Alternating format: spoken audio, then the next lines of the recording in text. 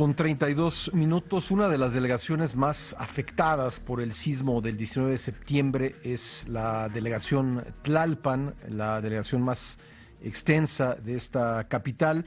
Y tengo en la línea telefónica a la jefa delegacional Claudia Sheinbaum. Claudia, ¿cómo estás? ¿Qué tal? Muy buenos días. Bueno, Claudia, te hemos visto ahí muy presente en los diferentes puntos en donde se dieron derrumbes.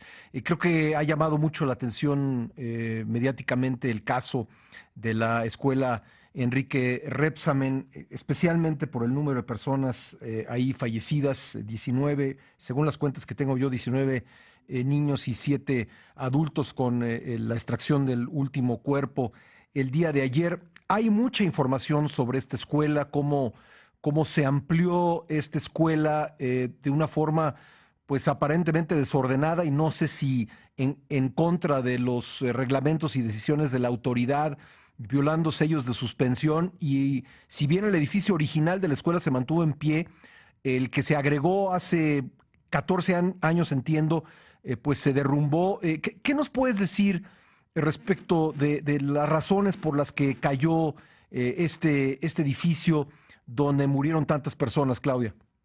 Sí, cómo no. Primero hay que decir que si ustedes entran a la página del Sismológico Nacional, ahí hay toda la información, un documento de información de las características del sismo que vivimos. Es un sismo con un epicentro muy cerca Ujú. y en particular lo que resaltan es el tema no de la escala de Richter que mide la energía, sino de la intensidad que mide la aceleración. Ujú. Ahí hay una tabla en donde se muestra que la delegación Tlalpan es la delegación de mayor impacto en términos de la intensidad del sismo. Entonces, por eso la razón particularmente de toda esta zona del nororiente de la delegación concentra en Villacuapa, que tuvo todas estas afectaciones. Hay cerca de 35 edificios que no pueden ser habitados por el momento y que se están haciendo todas las revisiones para poder dar pues un dictamen final de si tienen que ser demolidos o tienen que tener una estructuración para que nuevamente puedan ser habitados. El segundo tema es que la normatividad para lo que se llaman giros mercantiles, en donde están también las escuelas privadas, establece que tiene que entregarse a la delegación un programa interno de protección civil. Este programa interno de protección civil, en el caso de la escuela, lo entregaron este año y se estaba en el procedimiento de revisión. Lo que vale la pena decir es que, por un lado, el uso de suelo no lo verifica la delegación. Desde muchos años, esta atribución se le dio al INVEA, que es el Instituto de Verificación de la Ciudad de México. El INVEA es quien tiene que verificar los usos de suelo de todos los establecimientos mercantiles, nuevas construcciones, etcétera, etcétera. Por otro lado, decir que nosotros tenemos constancia de 2 suspensiones de obra en esa escuela, una en 2010 y la otra en 2014. De acuerdo con los expedientes, pagaron su multa, se pusieron en regla, eso es lo que dicen los expedientes, y pudieron seguir construyendo. El edificio que desafortunadamente desplomó es un edificio que originalmente es de 1983 Ujú. y por lo que nos dicen los vecinos después pues tuvo varias construcciones adicionales.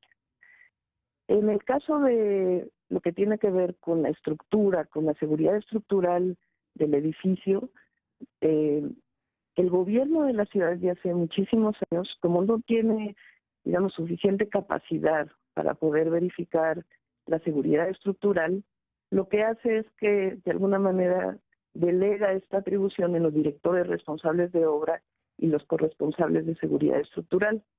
¿Quién credencializa a los DROs y a los de seguridad estructural? Es la Secretaría de Desarrollo Urbano y Vivienda. Ujú. Nosotros tenemos, justo en el programa interno de protección civil que se entregó este año, las constancias del DRO y de seguridad estructural que el edificio estaba bien construido. Eso es, digamos, lo que nosotros tenemos. Ahora, lo que llama la atención de los vecinos, varias cosas. Los edificios de los alrededores, incluido el edificio original de la escuela, no se derrumbaron y eso ha llevado a hacer algunas observaciones. Yo, por supuesto, no soy especialista en la materia, pero me han llamado la atención algunas. El agregado de la terraza y espacio habitacional en la parte más alta de este edificio que se derrumbó. También el hecho de que pues parte de los estudiantes para poder ser evacuados en caso de emergencia tenían que irse por las áreas administrativas, lo cual también parecería algo irregular. El grosor de las losas, digo, cualquier persona que haya hecho una construcción, pues digamos de una casa o un edificio pequeño, pues está acostumbrado a losas de 10, 20 centímetros, pero parece que estas son losas que rebasan los 70 centímetros. Este tipo de situaciones podrían llegar a explicar, Claudia Sheinbaum, de acuerdo con la información que tú tienes, la razón por la que este edificio, entre todos los de la zona, se derrumba y los otros no. Mira, en la zona hay varios edificios que no colapsan, pero que son inhabitables. Ujú. Eso en primer lugar. En segundo lugar, debido a que pues nosotros no queremos quedarnos solamente con el papel que teníamos del director responsable de obra, Sí. yo le pedí al presidente del Colegio de Ingenieros que nos ayudaran a hacer una revisión, un dictamen, digamos, eh, de las características constructivas del edificio.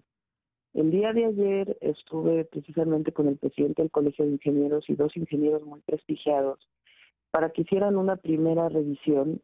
Ellos nos han pedido los planos o las fotografías que pudiéramos tener del lugar para que ellos pudieran evaluar si el edificio estaba construido bajo la norma de construcción y segundo, si en la condición en la que está ahora el edificio, pudieran decirnos si en efecto el PO tenía razón en decir que había seguridad estructural en el edificio. Es decir, no nos queremos quedar solamente con el papel, sino que realmente pues sea una revisión por la tragedia que ocurrió ahí. Ujú. Entonces, estamos trabajando con el Colegio de Ingenieros para que nos puedan dar un dictamen de si estaba bien construido, si no estaba bien construido, si estaba bajo la norma, y no solamente con una declaración del DRO y el corresponsable de obra de que el edificio estaba bien construido.